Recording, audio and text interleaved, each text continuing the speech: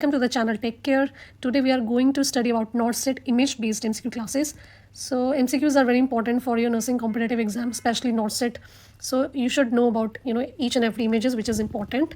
So let's start with the first question. The first question is, what is the most likely condition? Psoriasis, fungal infection, iron deficiency anemia और clubbing.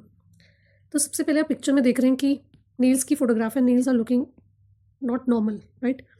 तो इस condition में क्या होता है, ये किस कंडीशन में होता है, ये होता है fungal infection which is onychomycosis. इस कंडीशन में क्या होता है, सबसे पहले तो ये एक फंगल इन्फेक्शन होता है. ठीक है, ये फंगल इन्फेक्शन होता है नील्स का. मोस्ट कॉमनली आपको ये कहाँ देखने को मिलता है, टो में. ठीक है, जो आपके टो नील्स होते हैं उनमें आपको देखने को मिलेगा.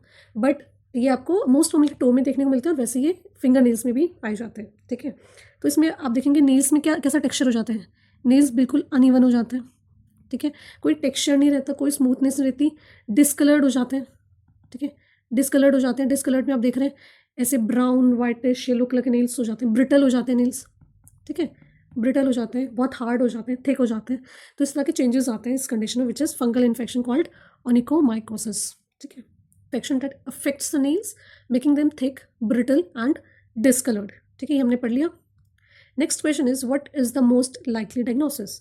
Oral thrush, leukoplakia, oral cancer और हर्पिस सिम्प्लेक्स वायरस. तो ये कंडीशन किस में होती है, ये कंडीशन होती है ल्यूकोप्लेकिया में.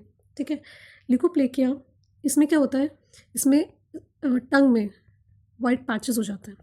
ठीक है, इसमें जो आपकी माउथ की म्यूकस मेम्ब्रेन है वो इफेक्ट होती है, जिसकी वजह से माउथ में क्या होते हैं, पैचेस बन जाते हैं, वाइट पैचेस बन जाते हैं. अब ये क्यों होते हैं, क्योंकि जो पर्सन है maybe is taking some irritants ऐसी चीज़ें लाइक टोबैको या फिर एल्कोहल.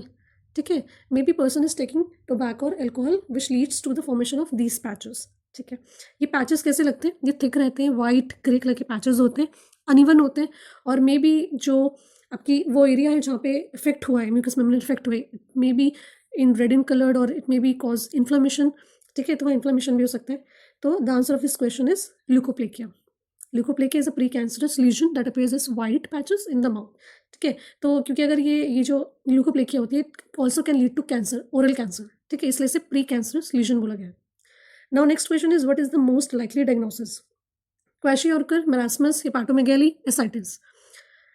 देखिए यहाँ पे क्या है, सबसे पहले तो ये कौन सी डिजीज शो कर रहा है बेबी, ये बच्चा, that is PEM which is protein energy mall nutrition. ठीक है, ये माल न्यूट्रिशन का एक फॉर्म है, क्या, क्वैशियोर्कर. ठीक है, क्वैशियोर्कर एक फॉर्म है, इट्स अ सीवियर फॉर्म. इसमें क्या होता है, मसल वास्टिंग होती है, जैसा कि आप देख रहे हैं मसल वास्टिंग होती है.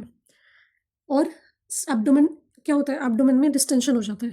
एब्डोमेन डिस्टेंशन इसका बहुत क्लासिकल साइन है जो आपको याद रखना है. ठीक है, मसल वास्टिंग हो जाती है, वीकनेस होती है बच्चे में, तो इस तरह के साइन देखने को मिलते हैं. But abdomen distension sign is the main one which you have to remember in kwashiorkor. ठीक है, तो the answer it is the protein malnutrition disorder causing abdomen swelling and oedema. ठीक है, next is what is the most likely diagnosis. Rheumatoid arthritis, osteoarthritis, gout and psoriatic arthritis. ठीक है, तो ये question क्या है, ये आपको जो इमेज दिख रही है इसका आंसर है रूमेटॉइड अर्थराइटिस. इसमें क्या होता है, सबसे पहले आप ये देख लीजिए, ये देख रहे हैं, आपको हाईलाइट भी करा है यहाँ पे. इस अर्थराइटिस में क्या होता है, मेनली जो आपके स्मॉल जॉइंट्स होते हैं उनको इफेक्ट करता है. ठीक है, रूमेटॉइड अर्थराइटिस. तो स्मॉल जॉइंट्स मतलब जो आपके जो फैलेंजेस हैं या फिर लेग्स की, आपके फैलेंजेस हैं, आपकी जो लेग्स के टो के जो जॉइंट्स हैं, they effect mainly in rheumatoid arthritis. ठीक है, अब इसमें कुछ साइन एंड सिम्टम्स आते हैं जो मैं आपको बता देती हूँ. पहला आता है बॉटनर्स डिफॉर्मिटी. ठीक है, एक बार मैं अच्छे से लिख देती हूँ इसे.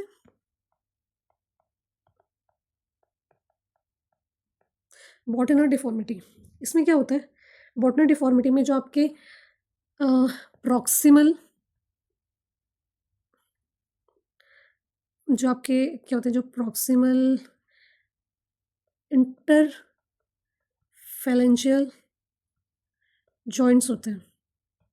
ठीक है, जो आपके ये PIP इंटरफेलेंजियल जॉइंट्स जो होते हैं वो इफेक्ट होते हैं पास के प्रॉक्सिमल वाले. ठीक है, और इसमें और कौन कौन से साइन आते हैं, एक साइन आता है स्वान नेक डिफॉर्मिटी।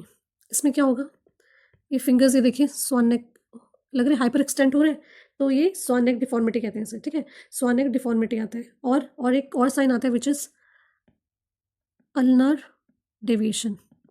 अल्नर डेविएशन में क्या होगा, जो जॉइंट्स होंगे वो अल्नर की तरफ, अल्नर जो बोन है आपकी रेडियल अल्नर, आपके हैंड्स की जो बोन है, जो फिंगर्स है वो अल्नर की तरफ स्लोली स्लोली डेविएट होंगे, ठीक है। That is ulnar deviation. तो 3 साइन मैंने आपको बताया, एक है स्वान नेक डिफॉर्मिटी, ठीक है, एक है बॉटनर्स डिफॉर्मिटी, एक है अल्नर डेविएशन। ये जो इसमें सिम्टम्स आते हैं these are important in rheumatoid arthritis, ठीक है। Okay, so rheumatoid arthritis, ulnar deviation and joint deformity are classic signs of rheumatoid arthritis. So rheumatoid. Our next question is, what is the most likely diagnosis? Psoriasis, eczema, tinea corporis और lichen planus. तो ये जो आप patches देख रहे हैं skin में, इस किस कंडीशन में होता है, ये होता है सोरियासिस में। बेसिकली ये एक ऑटो इम्यून डिजीज़ कंडीशन है, ऑटो इम्यून डिजीज़ है स्किन की, जिसमें स्किन में क्या होते हैं, थिक स्केली पैचेस बन जाते हैं, थिक स्केली पैचेस, ठीक है। और ये जो पैचेस हैं वो कैसे दिखते हैं, इन सिल्वरी लाइनिंग, ठीक है। Silvery line kind of patches, ये आप देख रहे हैं सिल्वर कलर के और एक तरह के लाइन से आपको दिख रही होगी, ठीक है। तो इस तरह के पैचेस बन जाते हैं स्किन में। तो ये एक साइन है इसका, इस डिजीज़ को पहचानने का, कि सिल्वर कलर के ये साइन बनते हैं, ठीक है। तो that condition is psoriasis. Psoriasis are characterized by well demarcated plaques covered with silvery scales. Okay, what is the most likely condition? Chickenpox, impetigo, measles, rubella. So आप ये देख रहे हैं बच्चे में इसके माउथ और नोज़ के आसपास क्या है, आपको देख रहे हैं क्या रैशेज हो रखे हैं, तो ये क्या है, this is the condition which happen in impetigo. Impetigo में क्या होता है, इम्पेटिगो बेसिकली एक बैक्टीरियल इन्फेक्शन है, ठीक है। और मोस्ट कॉमनली इसे कॉज करता है स्टेफाइलोकोकस ऑरियस, ये आपने और कंडीशन में भी पढ़ा होगा, ठीक है, मोस्ट कॉमन है। तो ये मोस्ट कॉमनली कॉज करता है स्किन की कंडीशन। और इसमें क्या होता है, आपके माउथ और नोज़ के आसपास क्या होते हैं, लीजन्स बन जाते हैं, ठीक है। दैट इज इम्पेटिगो, ये इसका साइन है। So impetigo is a bacterial skin infection caused by staphylococcus और streptococcus, most commonly staphylococcus aureus. Next is what is, now next one is what is the most likely diagnosis. आपको एक x ray दिया है, ठीक है, आपको बताना न्यूमोथोरेक्स है, प्लूरल फ्यूजन है, पल्मोनरी एम्बोलिज्म है या ट्यूबरक्लोसिस है। सो the answer of this question is pneumothorax, ठीक है। न्यूमोथोरेक्स पहचानने के कुछ साइंस हैं। पहले तो अब देखते हैं जो डायफ्राम है, जो ये डायफ्रामेटिक एंगल है, ये इसका ये यहाँ से क्या होना चाहिए कि लेफ्ट साइड से थोड़ा डायफ्राम उठा हुआ रहता है, ठीक है, अपवर्ड रहता है। बट यहाँ पे क्या, ये जो डोम शेप है, ये डोम शेप नहीं, यहाँ पे थोड़ा नीचे को टिल्ट है, ठीक है।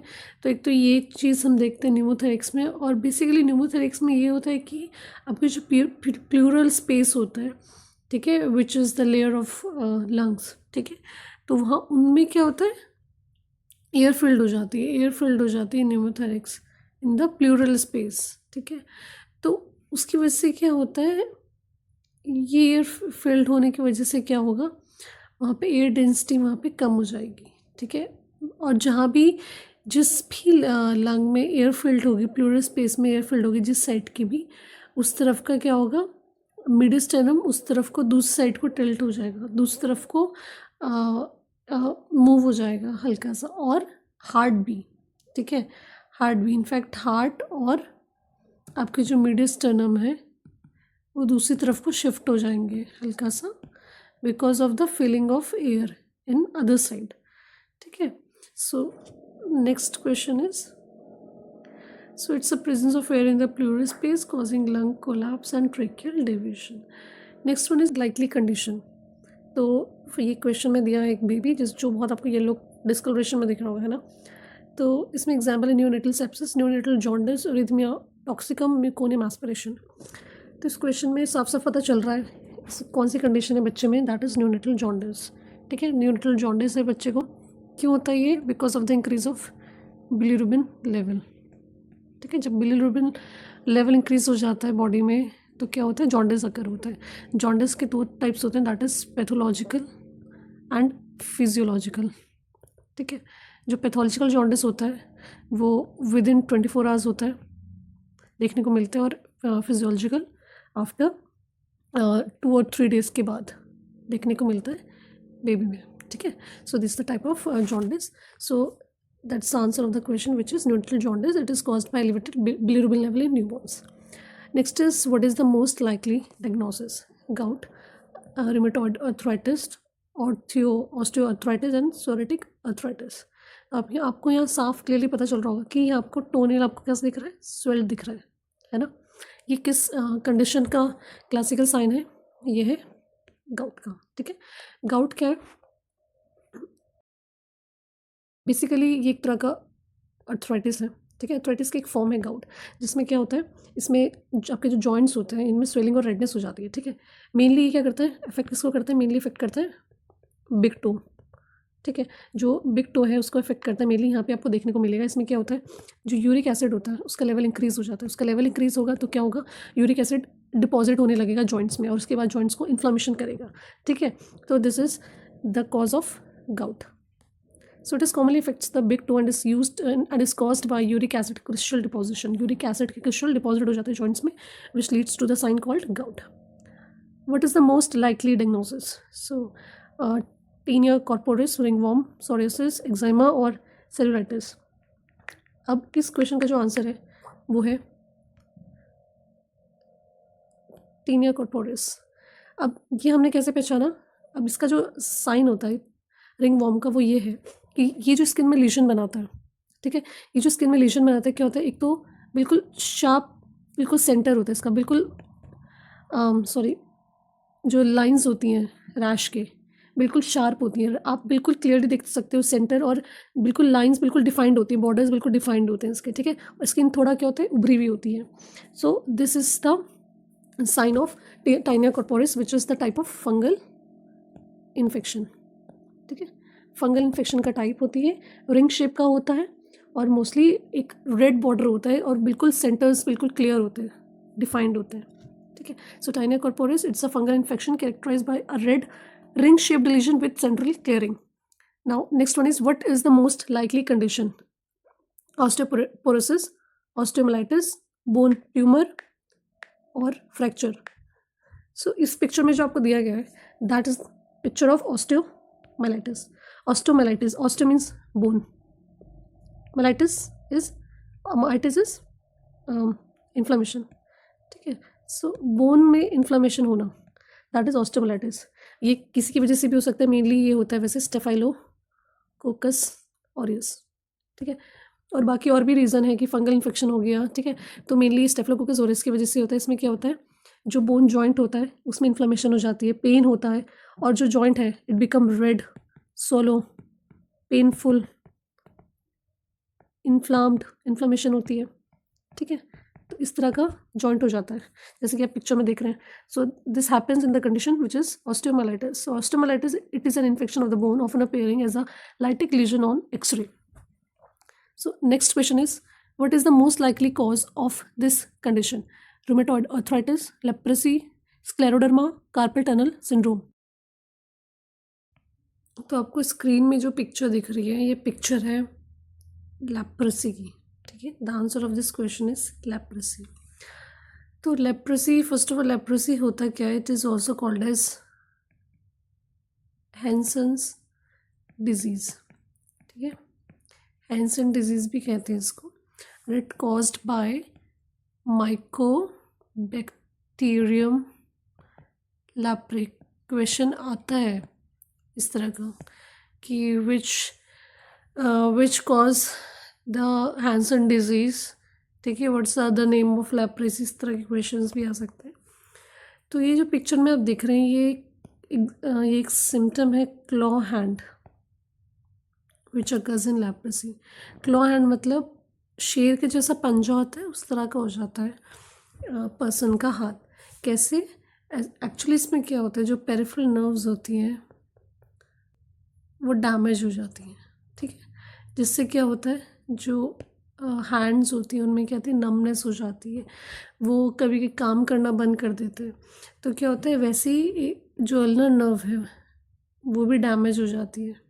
जब वो डैमेज होती है तो क्या होता है, पर्सन का हाथ क्या होता है, क्लॉ शेप में हो जाता है, क्लॉ लाइक शेप में हो जाता है, और जो फिंगर्स है वो बहुत डिफ़िकल्ट हो जाता है किसी पर्सन के लिए उसे मूव करना।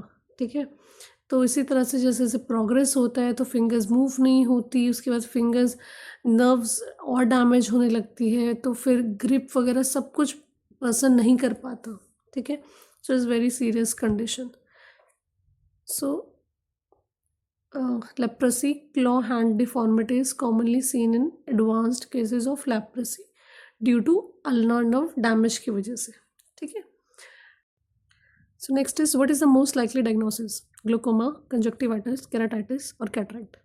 सो the answer of this question is glaucoma. Basically इसमें क्या होता है, IOP means intraocular pressure increase हो जाता है। ठीक है, और इसमें जो नर्व होती है, कौन सी नर्व, ऑप्टिक नर्व, वो क्या हो जाती है, डैमेज हो जाती है। So IOP increase, intraocular pressure increase हो जाता है। Normal is 10 to 21 mm of H G, 10 to 21 mm H G होता है नॉर्मल आईओपी। ठीक है, तो ये प्रेशर जब इंक्रीज हो जाता है तो पर्सन को क्या होता है, ग्लूकोमा होता है। ठीक है, इसके भी एग्जाम वो होते हैं, टाइप्स होते हैं, ओपन एंगल, क्लोज एंगल, ये हम थ्योरी में पढ़ेंगे। ठीक है, बाकी ये टाइप्स इसके open angle, close angle, so these are the types of glaucoma. Next question, glaucoma, acute glaucoma is characterise by cloudy cornea होगा, स्क्लेरा रेड होगी और इंक्रीज्ड आईओपी होगा। So this a sign. What is the most likely diagnosis, caput succedaneum, cephalohaematoma, hydrocephalus और meningocele. तो basically ये जो picture है ये शो कर रही है कैपुट सक्सिडेनम को। ठीक है, तो इसमें क्या होता है, इसमें हेड में हो जाती है स्वेलिंग, हेड में स्वेलिंग हो जाती है। क्यों? क्योंकि जब बेबी बर्थ कैनाल से पास हो रहा होता है, जो प्रेशर एक्सर्ट होता है बेबी के हेड में, उसकी वजह से क्या होता है, बेबी के हेड में स्वेलिंग आ जाती है। बट इसमें कोई प्रॉब्लम नहीं होती, ये अपने आप रिजॉल्व हो जाती है। ठीक है, within few days it resolve on its own, तो इसमें ऐसा कोई प्रॉब्लम नहीं होता। So this picture is of caput succedaneum. So it is a soft tissue swelling that crosses suture line caused by birth trauma. ठीक है, okay, that's it for today. Enjoy this video, just make sure to hit that subscribe button. Don't forget to click the bell icon so you will be notified every time we upload a new video. Your support will really help us grow and bring you even better content. So thank you for being part of our community. Bye.